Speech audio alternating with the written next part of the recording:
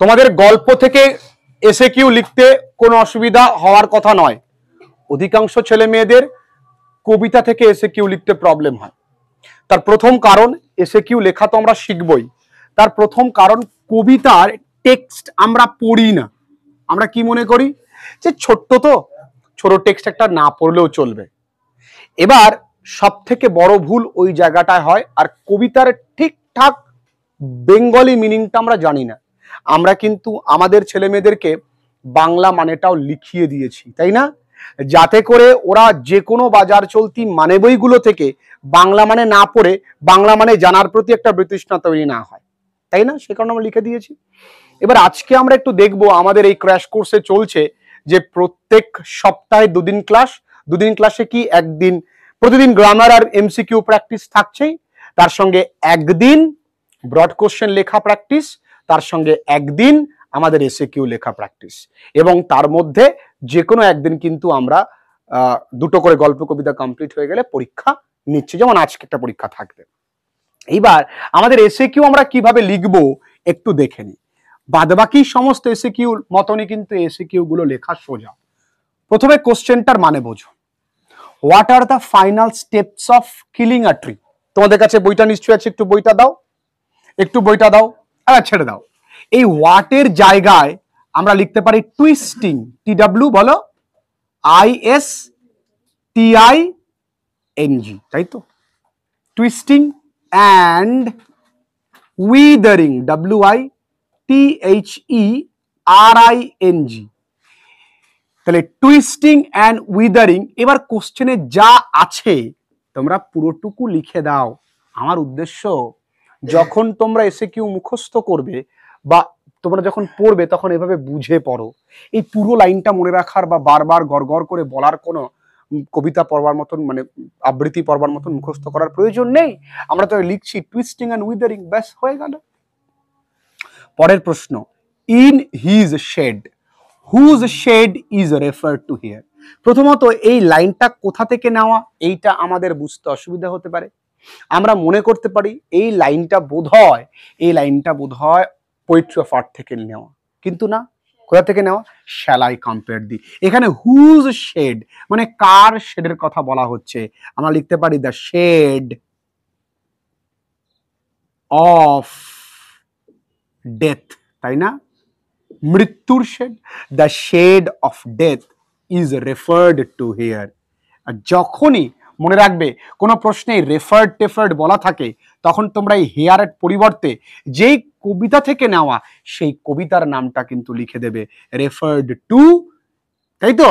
In the poem বা in the sonnet number কত?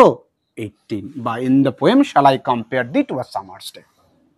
What does withering mean? আচ্ছা, এখানে শব্দটা কি? উইদারিং। লিখলে একা একা লেখো, সব তোমাদের লিখিয়ে দেওয়া হয় বলে তোমরা আর নিজেরা কিছু লিখতে পারো না। এই মিনটা কি হয়ে যাবে মায়েরা বলো? মিনস। আচ্ছা, ড্রাইং, DRYING, ড্রাইং। তাহলে উইদারিং মিনস কি? ড্রাইং। এই মানেটা কোথায় আছে? একটু বইটা দাও আমাকে। আমি তোমাদের এই কারণে বারবার বলি, দেখো যে তোমরা কিন্তু কবিতার নিচে বা গল্পের নিচে এই যে নীলকালি দিয়ে লেখা মানেগুলো রয়েছে, এই মানেগুলো কিন্তু তোমাদেরকে পড়তে হবে। দেখো লেখা রয়েছে, আছে না? লেখা আছে তো, এই মানেগুলো কিন্তু তোমাদেরকে পড়তে হবে। আচ্ছা, এরপরে how is the soldier lying in the valley? এই বাক্যের সাবজেক্টটা কি? The soldier. খুব সহজ জিনিস, কঠিন কিছু না লিখলে। এ বাক্যে বি ভার্ব আছে, ইজ লিখলে। তাহলে the soldier is lying in the valley, এটা পরে লিখবো লাইং ইন দ্য ভ্যালি। এর উত্তরটা লেখো, দ্য সোলজার ইজ লাইং, এটা পরে না, এটা পরে লেখো। The soldier is lying open mouth, তাই না? Open mouth in the valley, এটাকে এবার লিখে দাও। The soldier is lying open mouth in the valley. কঠিন কিচ্ছু নেই। দেখো এইটুকুনি লিখতে পারলে তোমরা 4-এ 4 পাচ্ছ।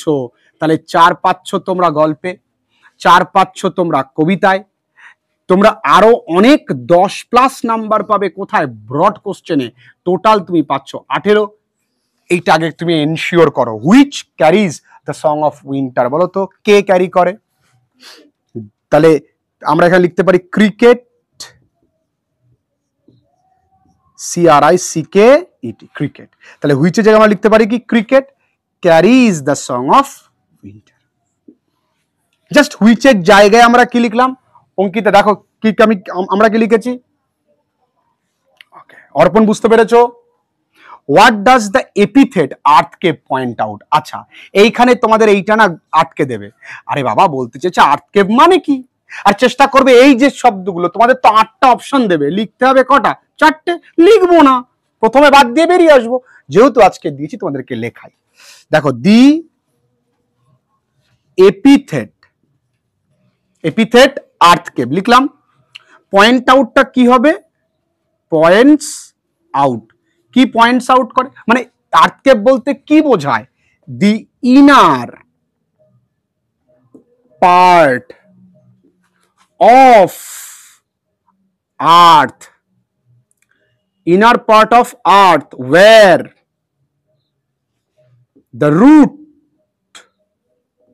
is placed, যেখানে তুমি যদি মনে করো এই অবধি লিখবে তাতেও কোনো সমস্যা নেই। ইনার পার্ট অফ আর্থ মানে পৃথিবীর একেবারে ভেতরের জিনিস, আর কি যেখানে কি হয়, ইয়েস রুটটা রাখা থাকে। ওকে, when does the cricket shrill, বাক্যের সাবজেক্টটাকে দ্য ক্রিকেট লিখলে এই শ্রিলটা কি হয়ে যাবে? শ্রিলস। কখন? In winter, in winter. আচ্ছা তোমরা এই প্রশ্নে কিন্তু শুধু ক্রিকেট লিখলেও ভুল নেই, যদি দা ক্রিকেট লেখো তাতেও কিন্তু ভুল নেই। Okay, how does the poet surpass a summer day? দেখো এই কোশ্চেনটা মানে বুঝবে না। সারপাস মানে কি করে অতিক্রম করে, তাহলে বাক্যের সাবজেক্টটাকে দ্য পোয়েট। সারপাস কি? সারপাসেস, হ্যাঁ সারপাসেস, এই যে ডাজ আছে, দ্য পোয়েট সারপাসেস। দেখো এ সামার্স ডে লিখলে কিভাবে? By. Okay, the poet surpasses summer's day by. কি করে তিনি সামার্স ডে কে অতিক্রম করতে পেরেছিলেন? বাই হিজ ফ্রেন্ডস, তার বন্ধুর কেমন beauty? Temperate, TEMPERATE, temperate and lovely beauty. আর চেষ্টা করবে যে আমি কি বলতে চাইছি, আমাদের কিন্তু এটাও শিখতে হবে যে কোন ধরনের প্রশ্নকে আমাদের এড়িয়ে চলা উচিত। এই ধরনের প্রশ্ন কিন্তু আমাদেরকে এড়িয়ে চলতে হবে, তাই না? চাকরির পরীক্ষার ক্ষেত্রে কোনটা পড়তে হবে না সেটা জানা সব থেকে বেশি প্রয়োজনীয়, জানো? শুধু সারাদিন দৌড়ালেই তুমি অলিম্পিকে মেডেল আনতে পারবে না, কিভাবে দৌড়াবে না এটা তোমাকে জানতে হবে। একই রকম ভাবেই কোন প্রশ্নগুলো অ্যাভয়েড করবে, এই ধরনের প্রশ্নগুলোকে অ্যাভয়েড করবে, লিখবে না, কারণ এগুলো ডিফারেন্ট অ্যাঙ্গেলে এই প্রশ্নগুলো উত্তর হয়, ডিফারেন্ট অ্যাঙ্গেলে, তাহলে সেখানে অ্যাকুরেসির মাত্রা কিন্তু কম। আসি, the humming insect do not disturb his rest, why, কেন? তাহলে এই লাইনটাকে আমরা আবার লিখবো, the humming insect do not disturb his rest because the soldier is dead. The soldier, আমরা এটা জানি তো, ইজ ডেড, সোলজার কিন্তু মৃত। আচ্ছা আমরা ডেড সার্টিফিকেট না death certificate? Death, very good. দেখো এর মধ্যে কিন্তু কনফিউশন হয়, ডায়েড, ডেড আর ডেথ, এর মধ্যে কনফিউশন হয়। তোমরা আমাকে জানাও কোনটার মানে কি, আর এর according to parts of speech কোনটা কোন পার্টস অফ স্পিচে পড়ে তোমরা কিন্তু পরের দিন আমায় জানিও, আর তোমরা কমেন্ট সেকশনে আমায় জানিও। হোয়াট ডাজ এ, আচ্ছা আমরা এখানে সৈনিকটা তো উপত্যকার ওপরে শুয়ে আছে, আমি এখানে ইন দ্য ভ্যালি কেন লিখলাম? কেন জানি?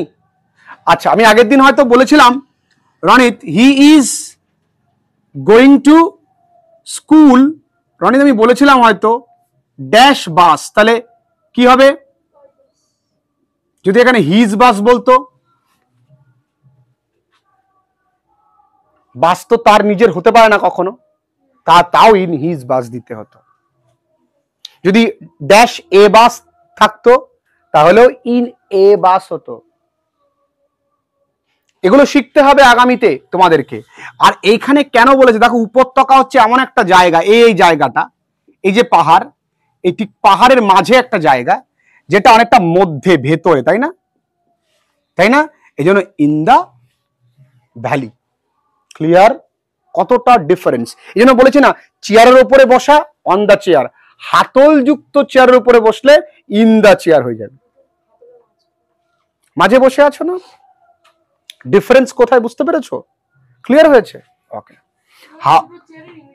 এবার এটা তো তর্কের জন্য বলা, কোনোদিন তো দেয় না যে উইথ অ্যান আর্ম চেয়ার। যদি আর্ম চেয়ার বলে, আর্ম চেয়ার বললেই ইন অ্যান আর্ম চেয়ার। ঠিক আছে? What does a grasshopper do when he tired of? আচ্ছা, আমরা হোয়েন থেকে লিখবো, হোয়েন হি, এখানে হি কি লিখবো না, এ গ্রাসহপার, ওয়েন এ গ্রাসহপার, কেন আমি এখানে প্রথম সাবজেক্টটা দিয়ে স্টার্ট করব, গ্রাসহপার ইজ টায়ার্ড আউট,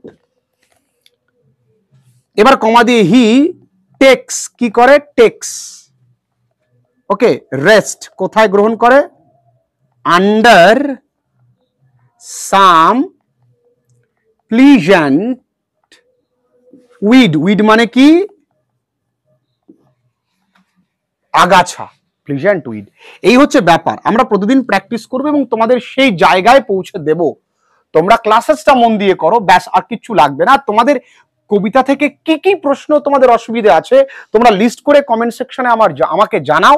আর যারা তোমরা অনলাইন ক্লাসেস করছো তারা কিন্তু আমাদের যে কোশ্চেন আনসার, যে ডাউট ক্লিয়ারিং ক্লাসেস থাকে, সেই ক্লাসেসে কিন্তু তোমরা আমাকে জানাবে, অবশ্যই জানাবে।